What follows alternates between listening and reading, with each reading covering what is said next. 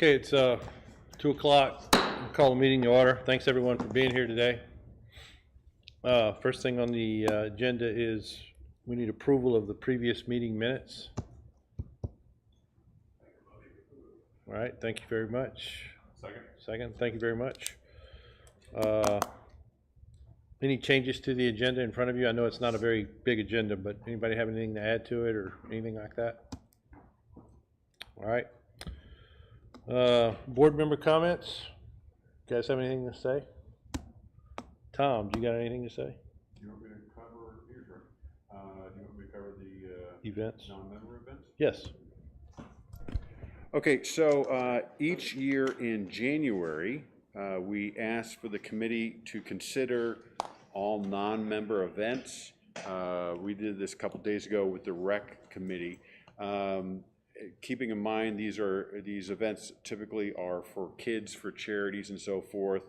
So the two that we are requesting approval for is the kids fishing derby. Keeping in mind that that has to be open to the public or we can't get the fish for free. But keep in mind, since we advertise pretty exclusively just in our own community, 90% of the attendees are Bella Vista residents. And the second one is the kayak demo day that we've been having. We missed a couple of years, but we've been having it fairly regularly. That would take place in June. Once again, we're going to promote it locally, so the majority of the attendees would be Bella Vista residents. The only change from last year is on the approval process. In previous years, we would present and the committee would vote at the same meeting. But the policy on this has been changed to give like kind of a waiting period, because if a person was viewing from home, we have quite a number of people that view from home, they would see the request and then they see the vote and they wouldn't have any opportunity to comment, maybe come to the next meeting. So we're presenting it at this meeting, but the committee would not vote to potentially approve until next month's meeting. Okay. Any questions on those two events? Why is it at the Metfield Pond, the Derby? Oh. Because that has the best parking and it's an enclosed fishing area. Early on, we put fish in a cove on Lake Avalon, where the beach is now, and that's no longer feasible. And we had a block net, and it was often difficult making sure that there were no holes in the net and the fish would get out. So it's an enclosed area. We know they're there, so that's why we do it there. And are they catching little bass? Are they catching little trout? What are they catching? Catfish. Catfish? Channel catfish, and we get 300 free from Arkansas Game and Fish.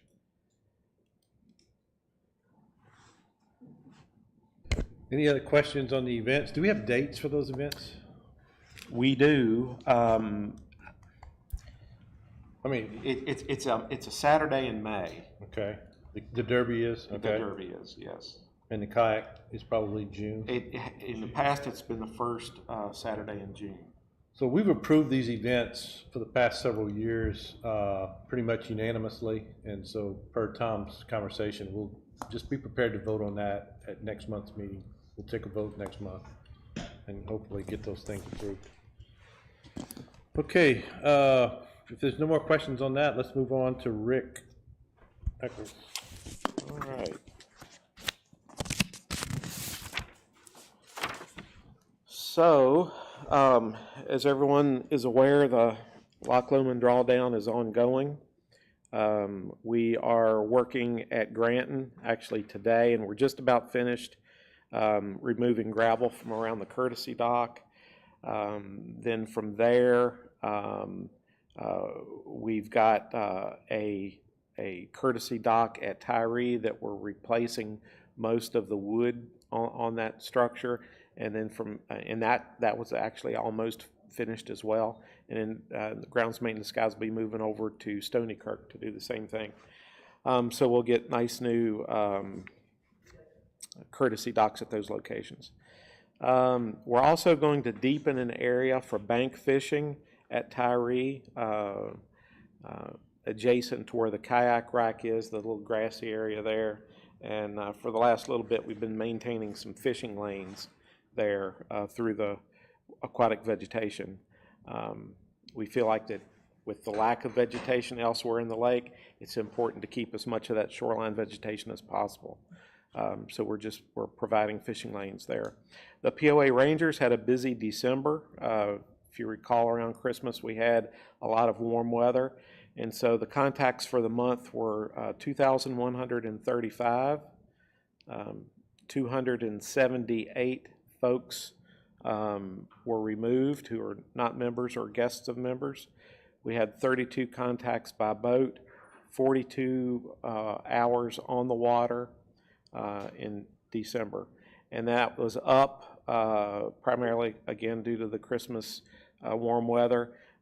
From November, we were at 1,883, so a few hundred more than even November. And then comparing to December of 2024, we were at 1,545. So a lot of folks out around Christmas. The grounds maintenance guys are getting the dams ready for inspections. We do yearly in-house inspections, but this year we are getting an engineer to do that, which is required for our permitting process, which we're looking at getting an extension on our dam permits for another 20 years. That has been delayed for a number of years, primarily due to staffing with the regulatory agency, but it looks like they're getting their act together, and we're going to have to get these permits completed in this next year, which the guys have been working on Loch Lomond, doing a really good job mowing the dam, getting rid of some brush and some trees that are growing in areas where they shouldn't be, and we think we're in pretty good shape for those inspections. Let's see. In our budget this year, we did get kind of hot and ugly structures for the porta potties. One will be at Granton for sure because it kind of sticks out. The others are kind of unknown yet where they're going to be, but it'll be the ones that are most an eyesore. A lot of them are kind of tucked away and you don't even notice them. But we'll be doing 3 structures around porta potties, and the fly tyers have been generous enough to provide funding for what should be 2 kayak launches. We'll see how far their allocated money goes. The first one will be at Lake Ann Park. There's an existing concrete structure there that we're going to rework into the plan for the kayak launch. And the other location is yet to be decided. We also are going to construct 3 more kayak storage racks. So that'll open up some spots for people who are on the waiting list. And our fisheries and lakes guys, we're going to have trout stocked in Lake Brittany very, very soon. Christmas trees can be dropped off at Pontoon Park at Lake Windsor. If you still have a old dried up Christmas tree that's a fire hazard, that's the place to take it. And we're going to have another coffee and cookies event on February 3rd here at Bella Vista Bar and Grill at 11 o'clock a.m. So everybody in my realm, anything that I'm responsible for, we'll have folks there able to answer questions that anyone might have. And it went over, I think it went over pretty well last year, so we're going to repeat that this year. And that's what I have. Questions for Rick? Rick, it was fly tires last year, the cookies cookies event, right? Or is this just fly tires, or is this open? Oh no, it's open to the public. Okay. It's not just for the fly tires. Okay. Yeah. I would appreciate a phone call if you feel like you're coming, so we can kind of plan for it. Know how much sugar and that kind of thing to entice people with. So. How much did the fly tires raise for those kayak deals? I think we have some members here. Am I at liberty to say? We got a grant, I believe it was 5,000. Yeah, that we were looking at costs, and costs are all up and down the board. So it was just waiting to see how far we could extend that 5,000 to how many kayak launches we could do. And so the fly tires just provide the funding, and then they give it to you guys to engineer, construct. They've provided plans for what they would like to see. We'll incorporate that into what we feel like we can make work. So, yes. And then my grounds maintenance folks will build them. I didn't hear that, Rick. Are you saying the fly tires are supposed to provide you with plans? No, they've already provided us with plans. Yes. Any more questions for Rick on what he's covered thus far? Okay, I think we had some questions, Rick, that were brought up this morning. You guys want to kind of get into some of that stuff that we talked about this morning a little bit? Yes.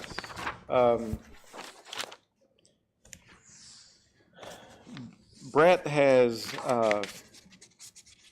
did these questions go out to everyone on the committee? No. Okay. I've got some answers to that you can reference. Chris, there's something you can work off of. Anybody, I don't have enough copies for everyone, but does anybody else want to share? I've got one more that can go around. Okay. But this is the ongoing concern about carp in our lakes, and what we can do to help speed up their removal. And Brett provided us with some literature and asked some questions related to that. John and Chris and I met today and discussed and took some notes, and we've got some things we'd like to talk about related to that. And I'll let Chris take the floor on some of those questions.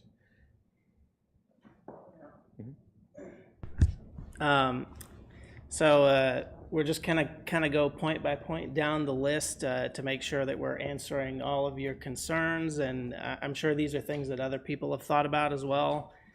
So the first thing is netting and baited aggregation, where we bait an area and get some other fish, the Judas fish, as your document refers to lead a herd of other fish into the area where they can then be captured all at once. Overall, we think that this is a great idea, and it's actually something that we've discussed internally for the last 2 years or so. And now that Loch Lomond is down, it provides a great opportunity to set up netting specifically for this purpose. So in the backs of Tyree and what we call Waterfall Cove, it's the small cove between Granton and Tyree, there are some shallow areas where we think we can set up a funnel net that will allow fish to get in but make it extremely difficult for them to get out. Of course, we would bait the area, and then afterwards after we feel like we have a good number of fish in there, we would go and electrofish until there were no more fish within that netting area, and that would completely remove them. So does the net set up? I'm sorry. Is the net set up and it's basically they can get through it but they can't get back out of it, or is it just up and we're capturing the ones that are in there? It would be an always up situation, and yeah, it would be. I don't know if you're familiar with how a hoop net works. Mm-hmm. So you would have, we would have a wall blocked off, and we would have a funnel that comes down to a point that would allow fish to easily hit the wall and slide into the area, but a point basically sticking out into the trap zone would make it difficult for the fish to find that exact hole to come back out of. Are there any questions related to that? Rick, John, do you feel like you have anything to add? Is this something that would be fairly cost-effective? We think it would be. We think we can get just regular wire mesh fencing that it's about 6 feet tall, and it's a handful of T-posts, and make a pretty solid structure. We've had some experience with that. You might think of the grass carp exclusion area that we made in the back of Tyree that was constructed using the same methods, and we feel like that it's held up pretty well. It hasn't fallen over, and I'm sure things have crashed into it and it's still standing, so that's good. And especially now that the lake is down, we can actually go out there when it's dry and place this and tack it down to the substrate and possibly sink it a little bit so that nothing is going to get under that fencing. Good deal. Any questions on that first topic? I mean, is it something that we can do while the lake is down? So do it now? Yes, that's what we're saying. We're going to look at doing that right now before the lake goes up. If you had extra help, and I don't know what the liability situation is or whatever, but if you had extra help, extra volunteers, could we do more than just Waterfall? I mean, could we do a couple of other coves that you know, on the north end of the lake? And I'm thinking of the cove where I live. I live on the coves on Loch Lomond, and I'm up above and I'm seeing carp all over the place. And as soon as I walk down the stairs, they all take off. But that's kind of goes into my head. If we had more people, would that help you? So I think with this particular setup, we're not manpower limited, but we're area limited. Okay. So the two locations that I specified in the back of Waterfall Cove and Tyree have ideal conditions to hold the carp. They're shallow enough. There's natural barriers that make it such that we don't have to have some ridiculously long fencing section. So that it's kind of a natural little cage already, and we're just putting a little door on the front of it. And like I said, the depth is also pretty important because we don't want it to be too deep, because then the netting situation gets out of hand. We would have to do something crazy to fix that. But the 6-foot mesh netting fits really well in the back of the two sections that I mentioned. And because you see, the problem is that grass carp, when they feel like they're caged, will jump. And we've had experience with this on some of the golf course ponds. They will just jump straight out of the water quite a ways over any net. So we want to make sure that we have at least 2 to 3 feet of Clearance over the water to make sure that doesn't happen. And the area has to be wide enough. So both areas that we're looking at are about a half acre. If they're too much more constrained than that, they get a little antsy and they start doing crazy things. And that would be bad for several reasons. Probably the primary of which is that the species of fish that grass carp are, in all the related species to them, tend to release chemicals when they're stressed out that discourages other fish from coming into that area. So it's like a warning sign, like it's basically blood in the water. So we don't want to scare fish away. We want to keep them in there, keep them happy, give them lots of space, make sure they're not stressed out. We can't catch any fish. You see our boats. Yeah. Okay. Do we want to go on to the next one since we've talked about that one? The other questions on the page, or? And Chris, we have another meeting in this room at 3, so you have a time limit. Got it. Keep that in mind. Hopefully it won't go that long. I see your next one is extremely pricey, so I mean we can skip that. Yeah. I'll just touch on it because I think this has been brought up by some other folks. So the next item on the list is barriers and deterrents. So some fish species, particularly the various species of carp, have been controlled with bioelectric or bioacoustic fences. They're basically like electric fences for the water. However, most of these are very expensive.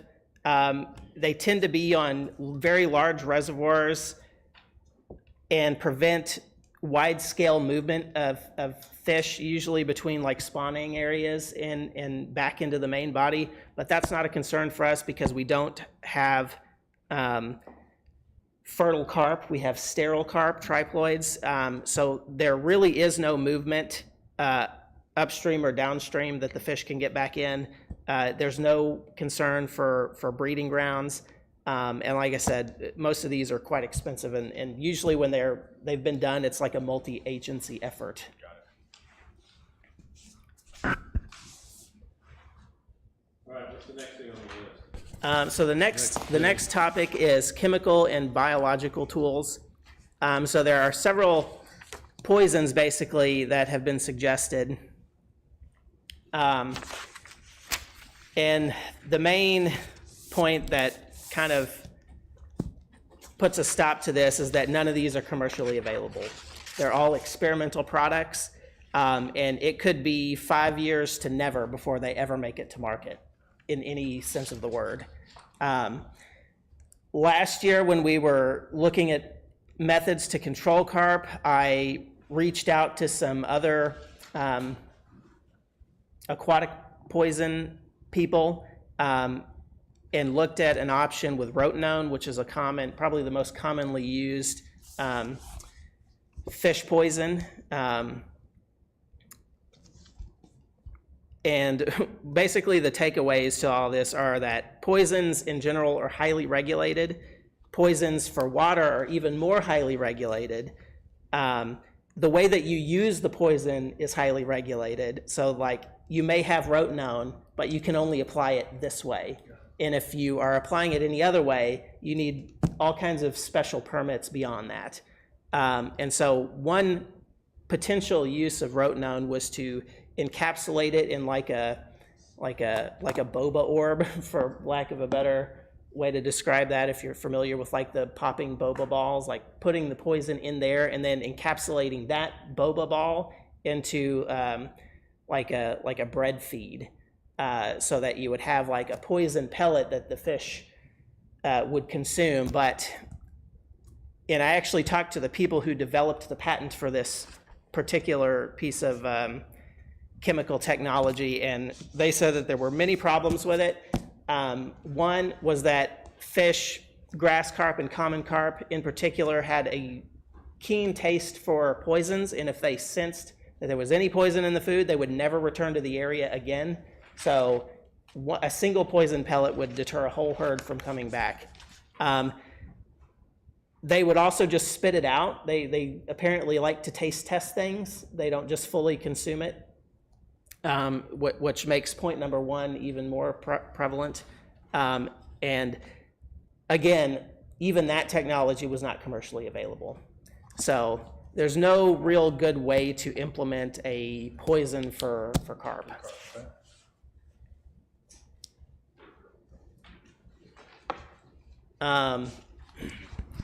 Next, adaptive management. I assume that this was just kind of off of a guiding website. So they talk about doing population models and such. And so basically our answer, again, to reiterate a previous point, is that we have no recruitment and no migration to our systems. And that our carp are sterile, and there's no other sources of carp coming in.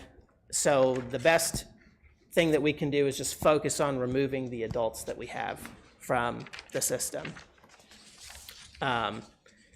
Quick question on that. There was, one of the things that came out of a big carp program in Austin, Texas, was they had stocked the lake with carp, and they were supposed to be sterile and this kind of stuff. And the word is that some of them weren't.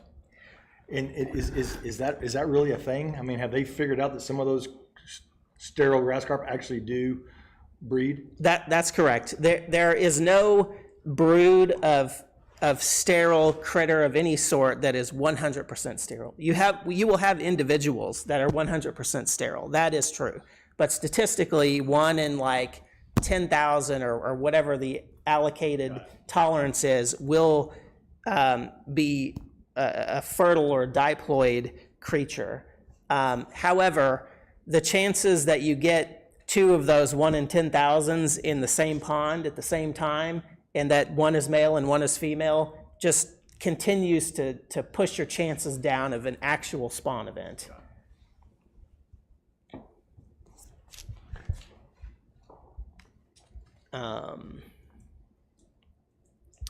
So after that, I think we move down to your more specific questions. You mentioned the funnel trap construction. Yeah, so you suggest how we can go about implementing some of these things. That's in short what the question asks. And I just reiterate that the best use of our effort right now is funnel trap construction and regular electrofishing. So our electrofishing boat has been out of commission for a little bit, but we're going to get that back very soon. So we're going to be able to utilize that to a much greater degree than we have.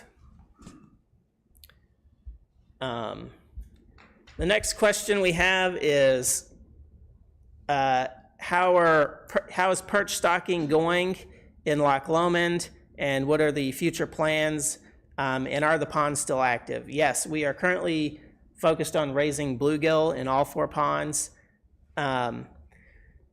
We don't want to put out fish every year because they're just too small and they would just be immediately consumed. And what we're trying to do is make sure that the fish are big enough that they're not just going to be immediately consumed upon being placed in the lake. So we want to have at least 2 good growing seasons worth of growth, and we're looking for fish that are generally between 4 and 8 inches. So that will ensure that they're big enough that some of them will be eaten, but there will be a good number of them that will survive, much more than if we were to put like 3-inch fish in. Is a growing season 1 year? Typically, but the majority of fish growth happens from, spring to fall. So, April to September is generally when most of the growth for fish happens. And bluegill tend to spawn once a month, every month during the growing season. Once they get going, they'll just continue to spawn.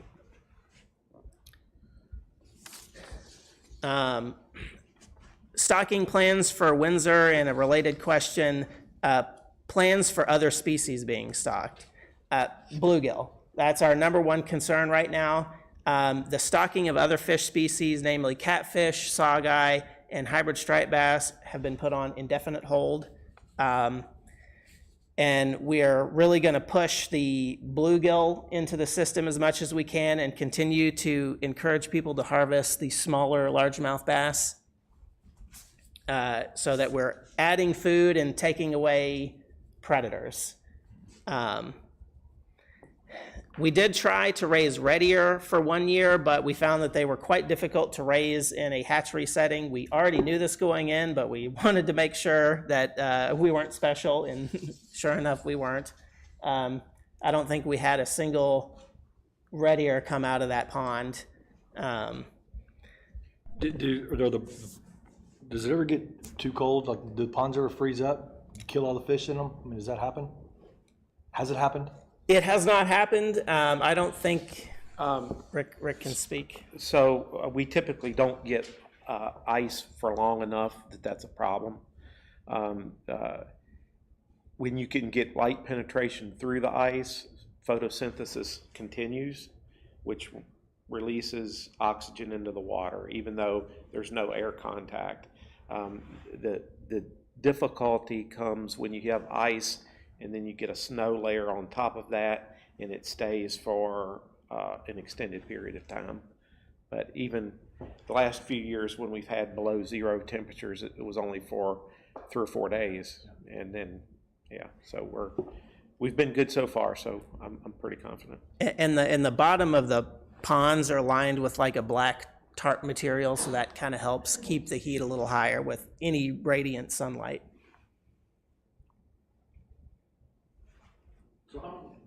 How many panfish or sunfish would you, in those 4 ponds, how many fish would we get in a, say, a 2-year cycle? So at the end of a harvest, we estimate about 40,000 fish that are between 4 to 8 inches. In those 4 ponds. Correct. When we pulled out of the last bluegill stocking we did 1 pond, and again, 4 to 8 inch fish, we estimated about 10,000 of those fish, and we have 4 ponds. I'll say that was a very good result. We wouldn't expect every pond to always produce like that. They're you know, we're talking about a live organism, and there's lots of things that can go wrong, but that's best case scenario. And those 4 ponds will be used to stock Loman and Windsor, or all the lakes in Bella Vista? How are those distributed? Loman would get first priority. We are trying to supplement the bluegill population in that lake until we can get some vegetation back, which would hold, provide a good natural nursery setting for the spawn fish in the lake. So this is the Band-Aid until we get vegetation back. And so in Windsor would be our second choice if we felt like we had ample fish from to go to Loman. Second would be Windsor.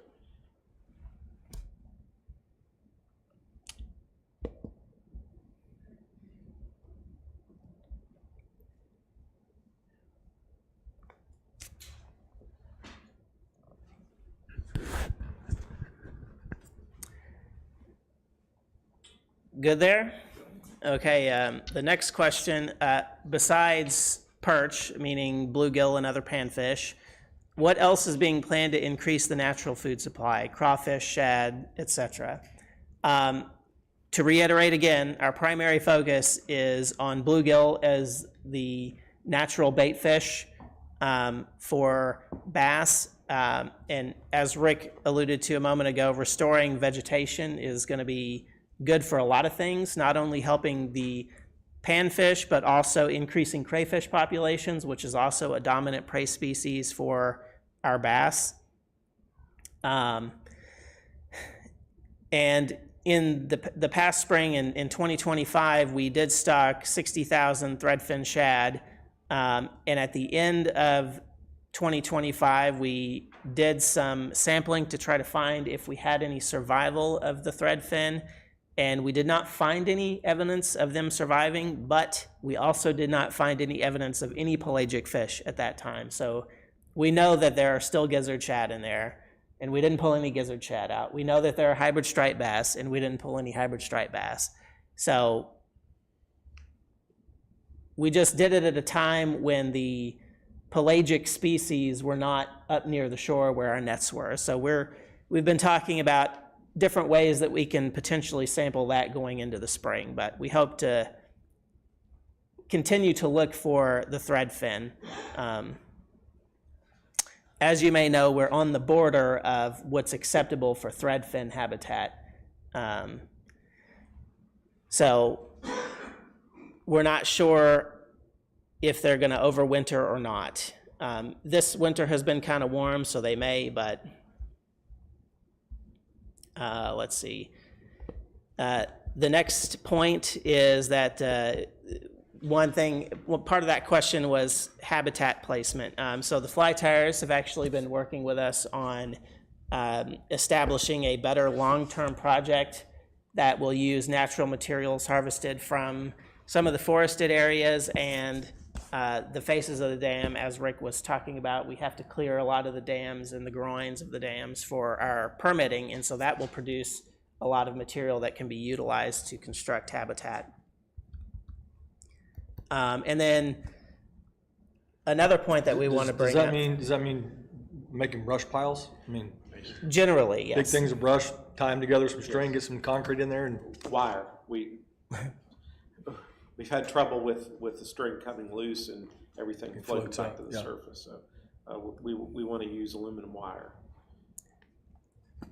I do want to point out that this is not necessarily a random brush pile that we are bundling together, because observations through scuba diving and on lake drawdowns, we found that those kinds of structures tend to fall apart after a couple of years, and they just lay flat in the mud and are no longer useful as habitat. So part of the project with the fly tires is to actually take those pieces of wood and natural materials and make more of like a pyramidal shape that will always stand up no matter which way it's tossed in, to ensure that there's always some kind of actual structure there and not just mud food, right? And then the final point to that question, what are we doing? Fertilization has been a longstanding practice that we've had for a number of years, and we are going to continue with that, making sure that the lakes have the maximum amount of nutrients that is allowed by the state. So we do follow a state fertilization plan. In the plan, it's set up what our visibility can be and what the nutrients can be to reach that. So we maintain that to the maximum.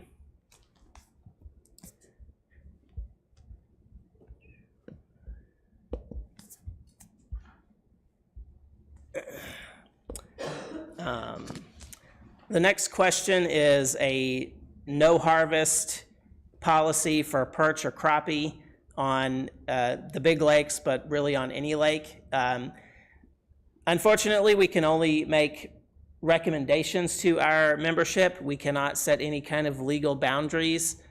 So they are not particularly obliged to follow our recommendations, but they must comply with game and fish laws. And our lakes don't fall under any special rules, so the generic game and fish catch limits apply to our lakes. The second part of that is, would it make a difference? Even if you had a catch and release policy with bluegill and crappie, once those fish are pulled off the nest, the chances that another fish are going to come in and predate on the eggs is almost a certainty, even if it's just for a few minutes. So it might make some difference, but not a huge impact in the long run if you have an angling population that's hanging over nests. I think we're probably pass over the dredging question because I think Rick answered that. I'll leave the budget question for last, and you can talk about that. What's the research say about lake upkeep? So in general, fisheries management has not really changed much in the last 50 years. A lot of fisheries management strategies were well developed even in the early 1900s because people have always needed to fish for food. So we had a really good grasp of fisheries even before ichthyology and fisheries management was well established as an actual science. There are new methods being developed, of course, but a lot of these things are being developed for very specific problems in very specific water bodies. And a lot of times those materials and methods are experimental, not commonly available, or become financially impractical outside of that one system. So to reiterate, fertilization, the harvest of small bath, and establishing a healthy native vegetation are the three most important aspects of maintaining a fisheries in most southern fisheries and water bodies, especially in the smaller impoundments like we have. So to answer the question about our budget, so in combination, lakes and parks and the fisheries and lakes ecology area combined, we have our annual budget is around $1.1 million, and it's been steady to slightly increasing over the last few years, even though we've been in overall budget cycles that have been pretty tight.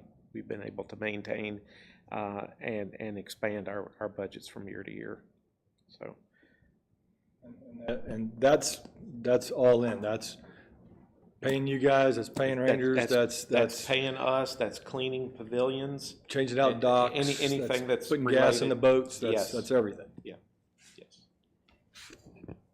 One of the, thank you so much for doing that. That's awesome. I really appreciate you answering those questions. One of the things, and this is a personal opinion of mine, is your final point about fertilization, harvest of small bass, and healthy native vegetation. I agree with you.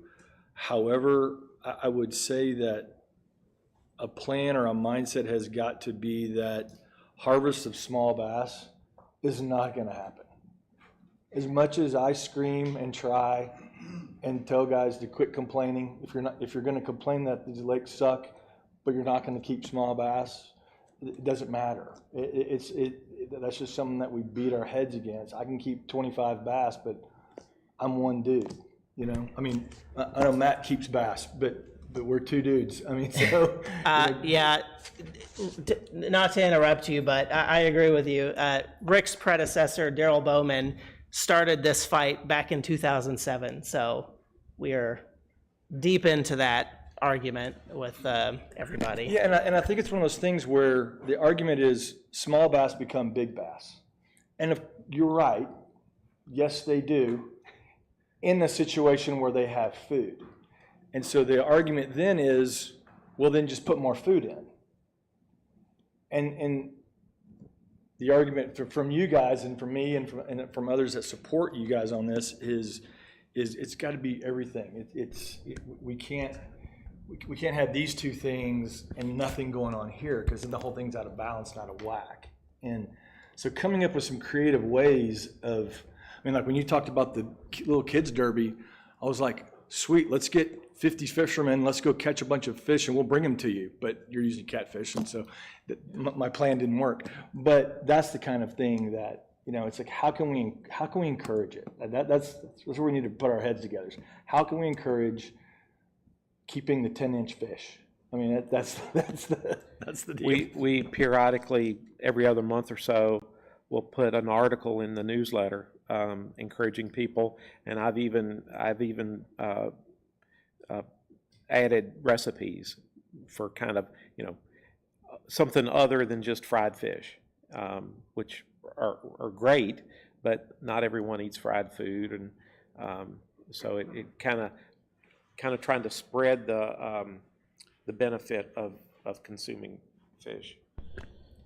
Yeah, and kind of to your point of how do we go about this, that was part of the reason that we did the Creel survey, and that we're going to continue to do the Creel survey, so that we have a better grasp on the exact type of angler groups that we have, and try to figure out, based on their demographics and habits, what the best way to try to convince them to harvest more of these fish, you know, and especially like a little bit of psychological warfare. Like there's a question in there of like, hey, did you keep any bass? Like, how many bass did you keep of 10 to 15 inches today? So asking and encouraging subtly is definitely part of that strategy. But you know, I'm not sure that we have talked a little bit about doing some more multimedia stuff to try to encourage people to get out there and harvest those fish. What if we use the same carp model where I don't know, anybody that posts a kid with a string of 6 small bass on it gets entered into a raffle or something like that carp model, if you will. I would want to see them on ice as proof. Pictures of fillets. All right, a stringer next to your truck or whatever, you know. Something. Make whatever rules you Because want. it's an idea. I can see mom saying, I don't want those stinking things in my house, and they end up back in the lake. Yeah, that's a good idea. If you reward the behavior you want, then you get the behavior you want. Yes, yeah. Rick, I have a question. How many more years do you think we're going to have to fight the grass carp? Yep. I mean, based on longevity of the fish. 5 years. I would say we're going to be actively removing for at least 5 years. Yeah. And at some point along that trajectory, we'll start being successful with vegetation coming back. Part of our problem with the small bass also is the last 40 years or so has always been catch and release. That's been what's put down our throats, except for the big bass. Keep the big bass, catch and release everything else. And that's just in everybody's minds. So we need to move on. We've got a few more minutes, and I still haven't gone to the audience yet. I want to thank you guys for putting that information together, and I would encourage us all to continue to think outside the box on, because I don't know about you guys, I'm 63. If I got to wait 5 more years for the fishing on Loch Lomond to be better, I'm going to be getting, I hope I'm still healthy enough to fish at that age, but we're all getting a little bit impatient, and I realize we've put forth a lot of effort, and thanks to everyone who's put forth the effort, the biology staff, the fly tyers. This isn't an easy problem to solve, but I would encourage thinking outside the box. And is there a better method out there? I don't know. There's probably not one readily available to us right now, but it seems like there might be one somewhere out there. So I would encourage us all to continue to search and to, figure it out. Including looking at examples throughout the country and other reservoirs. To your point, a lot of these fisheries biologists are solving specific issues. I would love for a class of fisheries biologists to give them this project and say, hey, what would you do? And you have parameters, of course. You've got cost constraints, you've got time constraints. What would you come up with? And I'm not saying there's a magic answer out there. There probably is not. It's probably a multiple. We need to hit it in multiple angles, but appreciate all the work you guys did and answering the questions and what have you. So we got about 8 or 10 minutes left. Fly tyers or anybody in the audience have anything to say? Or Just glad to be here.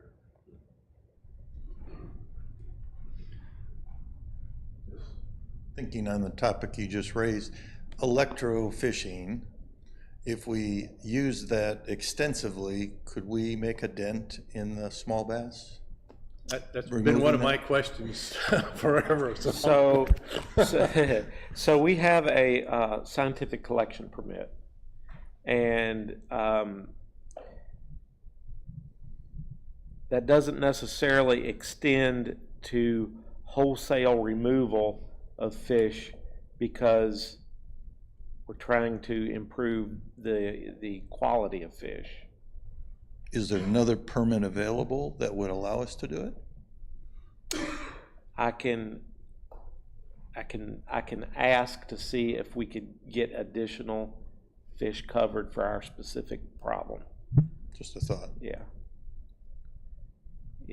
That's not generally how that works, but I can always ask. Yeah. Thanks. Could it perhaps, works. could the carp, because it's an invasive species, they're certainly not native to North America, would maybe some type of permit to remove an invasive species be effective? So we don't have to have a permit to remove carp of any kind. Yeah, they're a non-game, so you can take them out. Oh, I'm sorry. Well, I misunderstood what you said before when you said about permitting an electrofishing. For largemouth, to remove largemouth. Oh, for largemouth. Okay. Yes. Sorry, I misunderstood. So we can use electrofishing to remove carp at any time, even though Okay. that may not be the most efficient manner to get them out of there. Yeah, yes. 'Cause Thank they're you for spooky. Right. clarifying. And when we get them in the trap, that's likely how we're going to take them from the trap. Okay. We'll close it off, and then we'll be able to have at it. So.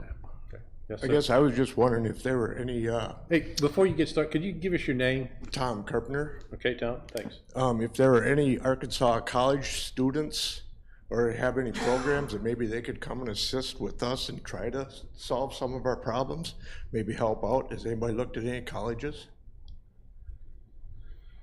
You go ahead.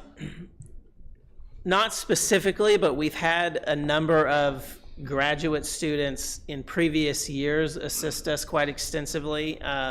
So I mentioned our fertilization program. That was done in large part by college students from the University of Arkansas.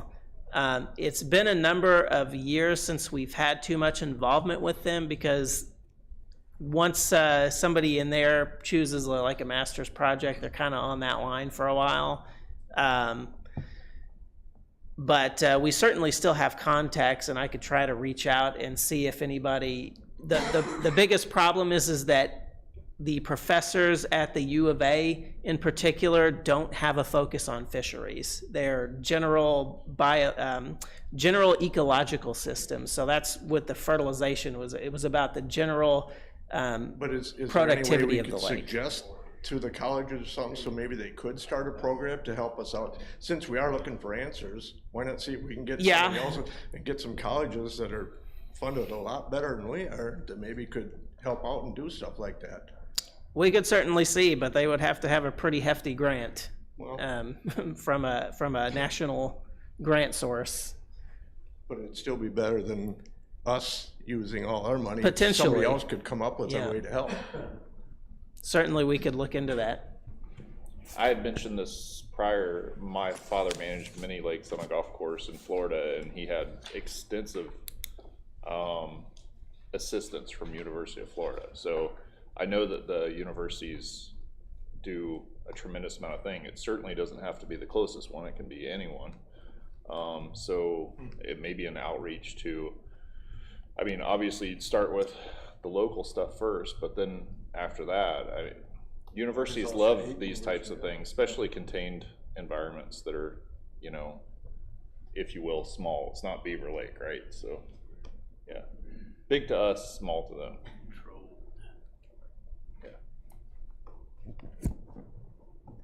Okay, any other questions on anything we've talked about today before we close the meeting out? Okay, next meeting is, what did I tell you, Kevin? February the 11th. So, again, thanks for the fly tires. Thanks for all you guys for being here today and being concerned and having an interest in our fisheries, and appreciate everyone's contributions today. Meeting adjourned.